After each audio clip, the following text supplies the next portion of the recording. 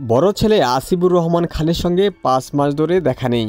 এই কথা বলতে বলতে কাঠগড়ায় দাঁড়িয়ে কাঁদতে থাকেন সাবেক মন্ত্রী শাহজাহান খান। সোমবার সকাল ৯টা ৫০ দিকে শাহজাহান খানকে আদালতের কাঠগড়ায় তোলা হয়।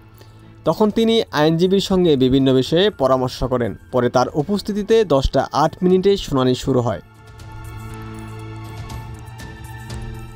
পরে বাড্ডা থানার রফিকুল ইসলাম হত্যা মামলায় তার ৪ দিনের রিমান্ড মঞ্জুর করে আদালত। শুনানিতে তার আইনজীবী মিজানুর রহমান বাদশা বলেন, শাহজাহান খান ৮ বারের সংসদ সদস্য ও ২ বারের মন্ত্রী ছিলেন। তিনি ঐতিহ্যগতভাবে রাজনৈতিক পরিবারের সন্তান। এর আগে তাকে ২ বার রিমান্ডে নেওয়া হয়েছে। রিমান্ডে তিনি অসুস্থ হয়ে পড়েন। পরে তাকে হাসপাতালে ভর্তি করা হয়। তার বয়স ৭৬ বছর। রোজার মধ্যে রিমান্ডে নিলে হয়রানি হবে, ফের অসুস্থ হয়ে পড়বেন। তাই রিমান্ড না মঞ্জুর করা হোক।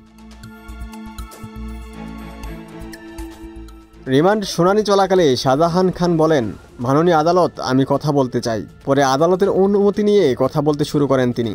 এই সময় তিনি বলেন, আমি জড়িত না। কেন এই মামলা হলো? শুধু আমার বিরুদ্ধে না, আমার বড় ছেলে আসিবুর রহমানকে আসামি করা হয়েছে। তখন কাঁদতে কাঁদতে তিনি বলেন, আমার ছেলের সঙ্গে ৫ মাস আমার দেখা নেই। তখন বিচারক বলেন, আপনার বিষয়ে আইনজীবী কথা বলেছেন। তবুও শাহজাহান খান ২ হাত জোর করে কথা বলার জন্য সময় চান। তিনি বিচারকের উদ্দেশ্যে বলেন, আমার কথা শুনতে হবে, আমাকে একটু সময় দেন। ষড়যন্ত্রমূলকভাবে এই মামলা দেয়া হয়েছে। তিনি কাঠগড়ায় দাঁড়িয়ে টিস্যু দিয়ে ২ চোখ মুছতে থাকেন। শুনানি শেষে আদালত তার ৪ দিনের রিমান্ড মঞ্জুর করেন।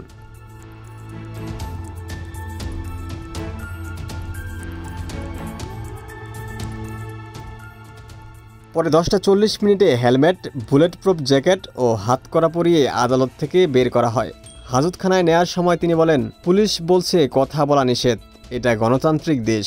আমি সারা জীবন কথা বলে এসেছি, কথা বলেই যাব। পরে হাসতে হাসতে তিনি হেঁটে হাজতখানায় যান।